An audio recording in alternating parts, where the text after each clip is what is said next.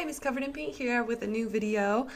This is a new Critique Me Not. I did this drawing back when I was 16 years old, and it's a drawing I did to the song Paint It Black, which we were using at the time, a mashup of different versions of it for my color guard, winter guard routine, and I really was like, oh, it's so cool, it's so dark, and yeah, so I decided to do like my own rendition of it.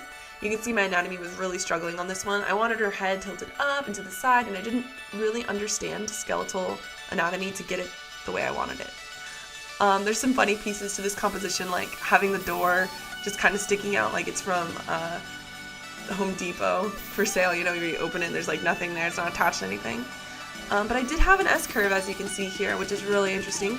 It gives it a bit of motion, more than I used to, but overall the composition we're just going to start over with.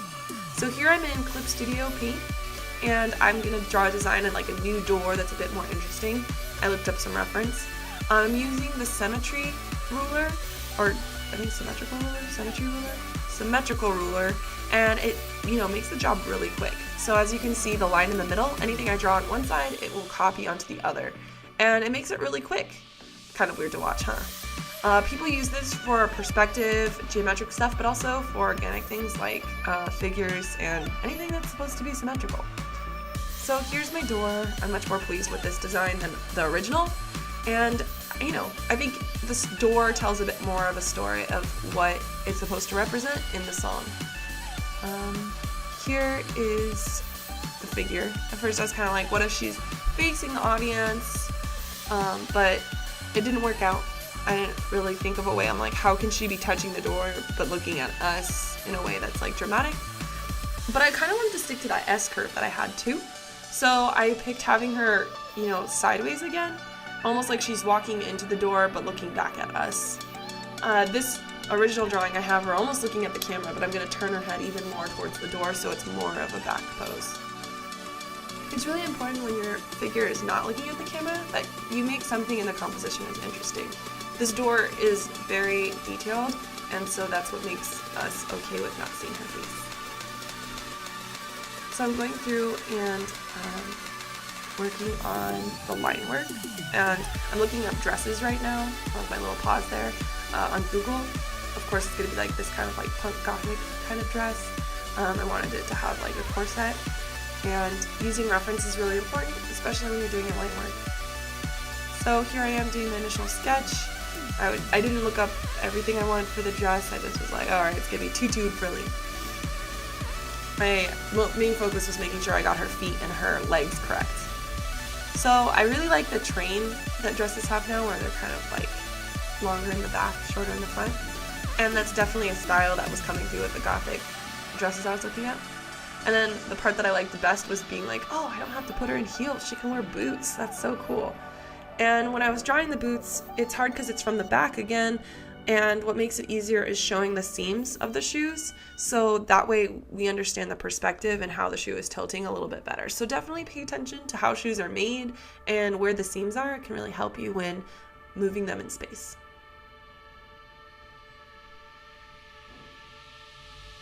These inks are pretty rough still. I probably am going to have to go over it with another inking.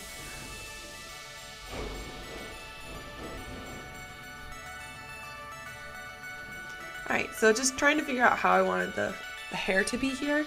Part of it is, you know, I want it to still be very goth punk, but then we're not seeing her face, so a lot of it's like blunt bangs or bangs in the face, and we're not really seeing her face, so it has to be told from the back. I was thinking about having it kind of like that seam style, or having it just kind of shorter in the back and longer in the front so we could still see her neck. But I didn't really like it, and I was thinking about doing an updo, but I didn't really want to, I just didn't like how it felt with the hair coming back up and then down. In the end, I decided on just having the hair hang, kind of flat and rugged, like she put on the dress, but she didn't put effort into her hair. I don't know, kind of that grunge feel. Here we have her hand on, so we can see, we don't see her whole arm, but we see that her hand is wrapped around there, and it just kind of gives us a sense of like, okay, she does have two hands. She's not one-armed girl. Alright. And so then I thought also it would be really cool to add that ink splatter to add that element of paint, but not add a paint can with the word, you know, paint on it. I use Clip Studio Paint because I really like their inking tools. I don't do painting in here usually. I was a little lazy, I didn't want to take it into Photoshop, so I tried painting using their brushes. I really do not care for their painting brushes in Pro. I don't know if the EX has more, I don't know. But this I found was very difficult for me to like paint with. Part of it had to do with like the pressure sensitivity to the opacity, plus the size of the brush really frustrated me and made a lot of this work really sloppy. And yeah, I just struggled with it. I probably should have just done it in Photoshop. So here you can see I'm adding in the shadow work, added a little bit of highlight. I'm using a reference for the door so I can see where the highlights hit. And when you're doing the highlights, it's really important that you don't just use white on a red because it'll make it pink. So use more of like an orangey white and it'll make the red look more red and not pink. So now I'm doing the stonework, and again I pull up the original sketch and I'm just painting with this like watercolor brush, which I tend to like a lot, but again it really blends and it doesn't add that much pigment, and it can get your painting really muddy really quick. And that's really what I struggled with this whole door painting thing, was just everything getting muddy and blurred and not enough pigment. And I'm sure I could probably control that at some point, but I'm just too lazy. I was like, I need to get this done. So because I couldn't paint it to the satisfactory detail that I wanted, I started doing line work over it just to kind of establish those darks and like the edges a little better, because they were getting too soft and too blurred. So now you can see the stonework is really kind of like flushing out and like pushing forward with the line work there. Now I'm going to move on to flatting in the figure. The part that I really like about Clip Studio is that when you do flats, it has like a closed gap amount, and so when you don't finish your line work, which often my line work's not closed all the way, you can still tell it to fill in the gap that your line work's not filled, and it'll keep it contained so that way when you want to fill in the hand, it doesn't fill up the whole painting with the same color. So I'm going in and relining the work after I do the flats, which is kind of interesting. Not usually what I do, but yeah, I don't know, it was fun. This just is defining the shapes, making sure the line work's really clean now, and that's again what I really like about Clip Studio Paint, is that it can be like, your line work is really clean and crisp because it has anti-static or stabilization tool. I feel like you lose the character of your line work, but again, if you're trying to make something really clean, it works out. I think especially with how messy my door is, it's important that my figure is really clean. If she was also really loosely painted, I think the overall piece would not be a success. So here I am just like, again, going through the corset, making sure the strings are, in perspective, adding some lace and the frills, and just really enjoying this dress design. It's really fun. Alright, moving on to the boots, and again, using those seams to show the shape are really important. And it's just really cool to see how your shoe suddenly looks a lot more realistic and detailed when you do that.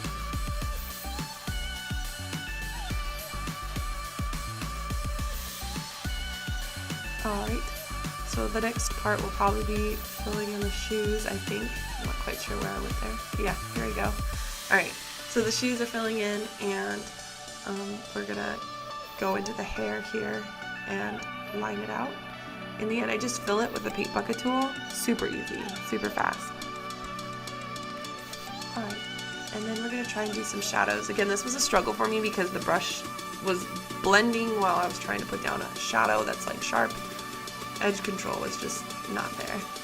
I tried using orange shadows, which often in my work you'll see I use like a purple blue for my multiply layer, but orange is also a good one to use for shadows.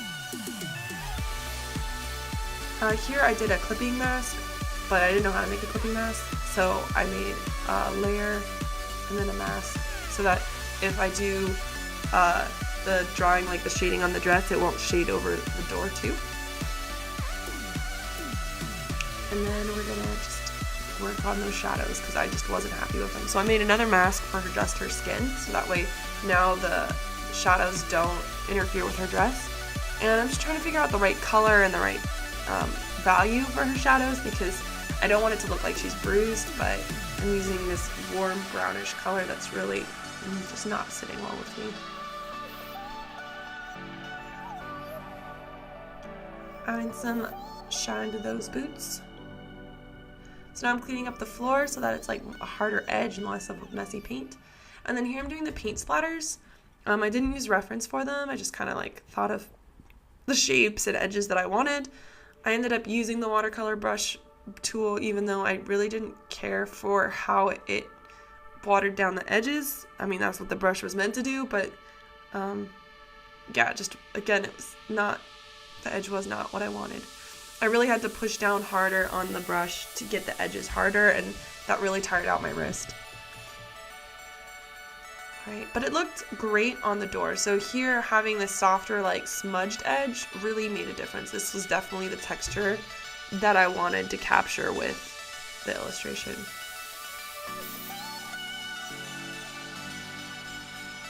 So here I just go in and find those edges, make it look more like she's trailing. And so then I was thinking about making it a vignette, but when I tried to blur the edges in Clip Studio Paint, it never got to the blur, like the extent that I wanted. So I just decided to save that for Photoshop. Here I'm putting in the shadow, which is again a really strong purple that I'm just putting over to show the light source. And I'm just changing the opacity after I set it to multiply. I'm adding some extra shadows to really make the stonework pop so that we can have a sense of lighting from above. And then I was thinking of different like designs with the dark, you know, maybe instead of doing a vignette, having it painterly splattered, but in the end I just decided it would be best to open this in Photoshop and move forward with what I knew I was comfortable with. Nothing's more frustrating when you're using a new program and you know what you want to do, but you can't find the right tool for it.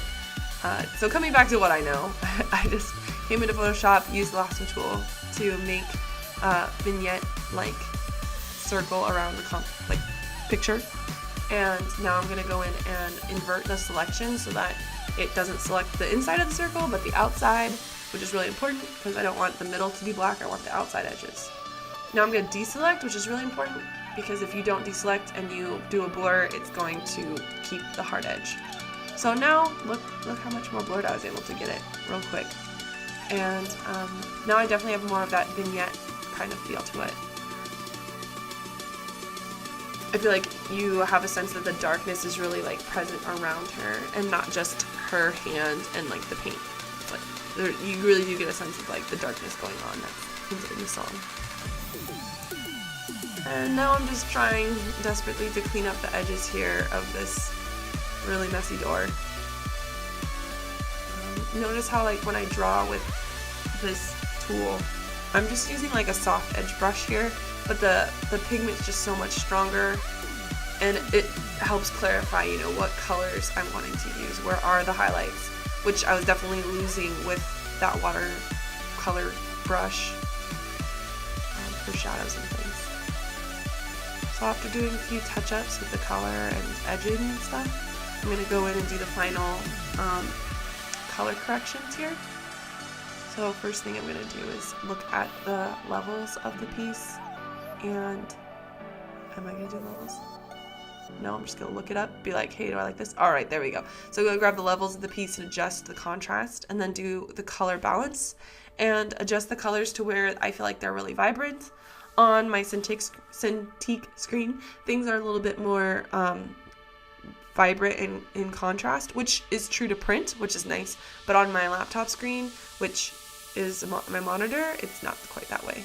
So here we have the original, because it's very different, and here is the reboot of that piece, which I think is a bit more interesting to look at and less obvious of what's going on. Anyway, so I hope you enjoyed this piece. I hope you learned something. I look forward to seeing you next week. Enjoy and have a nice day. Bye!